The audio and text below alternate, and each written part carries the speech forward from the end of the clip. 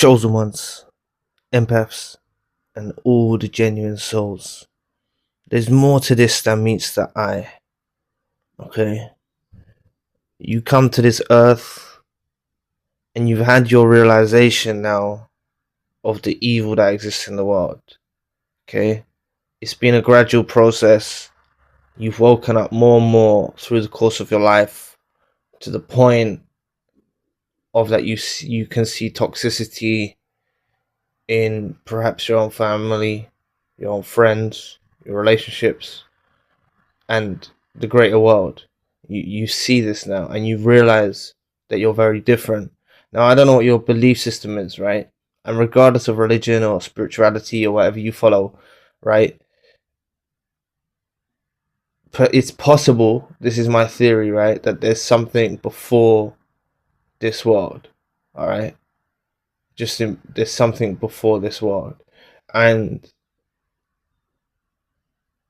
clearly, the impact that you make in this dark world, okay, in the darkness of the world, okay, the world is a beautiful place, but the people in it kind of ruin it. But the impact that you make in this world, and you have done already, might have gone over your head, okay, but some of you might be aware that you have made an impact in this world or on people in this world, right? And this is why I think that you're sent with an assignment to do good work. You see, like, there's a confusing, debate you could go into, like, about predestination and free will and all of that, right? But I think that you're on a path and you have the ability to have the free will inside the intention and everything like that. So it's how clean you keep your heart, right? And the chosen one, empath, and genuine soul, tries to keep their heart very clean, right? And it's the way that this is what, I don't know if you're there yet, but you will get to a place when you start comprehending that you can send light to others. All right, you can send light to others. You see, when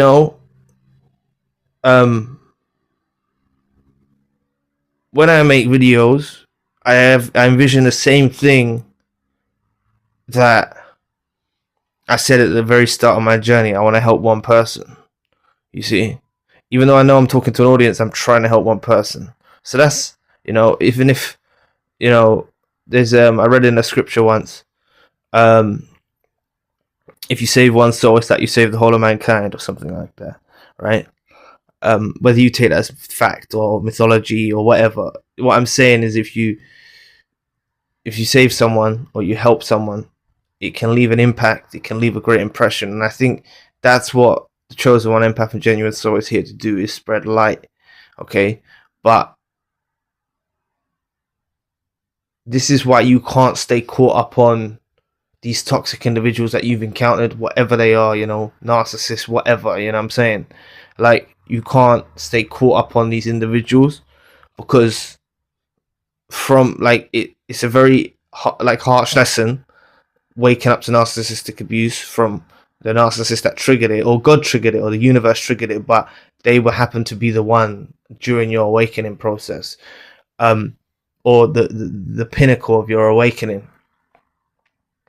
So you start to think it's not that the chosen one or empath or genuine soul is egotistical, they're greater than others.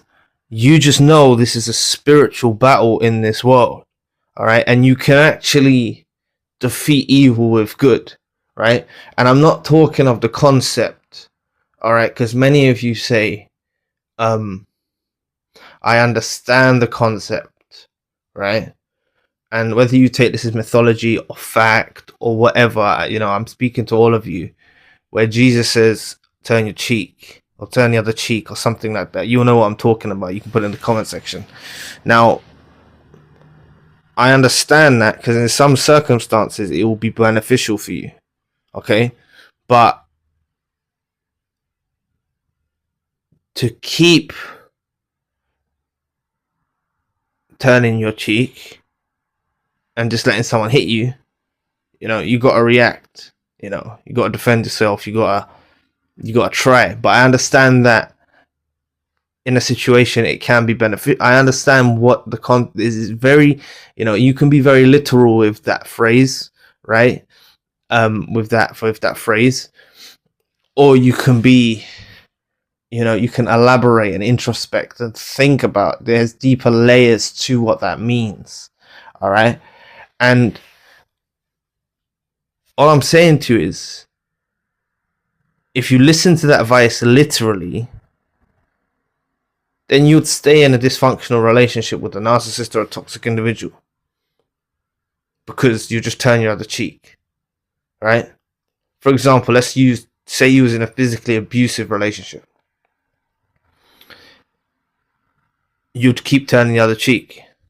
No, that's not what it means. You know what I'm saying? I'm not disrespecting anyone's beliefs if you had that opinion of that, right? And I'm not getting, debating scriptures and things like that. I'm just saying that's my analysis of it, right? It can be used, I've actually been hit in my face and I've actually turned the other cheek. I have actually done that in my life, right? There is times I've retaliated. I'm not, like, what I'm saying is, it's worked out, so I understand the concept. All I'm saying to you is,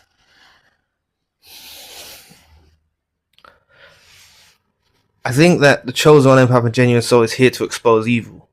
All right. You see, these narcissists often, or toxic individuals, often will stay with their minions and stuff where they're not exposed to being exposed, right? But you've exposed them in some sort of way, and I think that's your light shining on their darkness and revealing, what they are. Okay, many of you have done that. Okay, that leaves an impact on them. It leaves an impact on others, right? You're all putting stuff. Not all of you comment, but you might, like, some. I had someone that never comments, but I done a session with him. Fortunately, he's a good person. And he said, he's helping someone at work that's going through narcissism as well, right?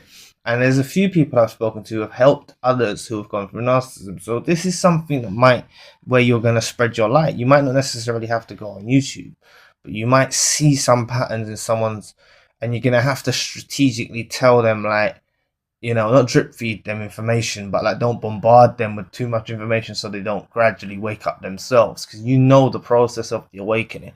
All I'm saying is, it's not just about narcissism. This is about, the true root of it. It's good versus evil. That there is a spiritual battle taking place on Earth, okay? And sometimes, this is going off the topic, but it's very important, so I need to say it.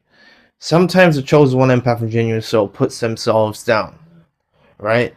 They put themselves down and they view themselves as if they're bad people, right? And you're not, you know what I'm saying, right? Like, you're not.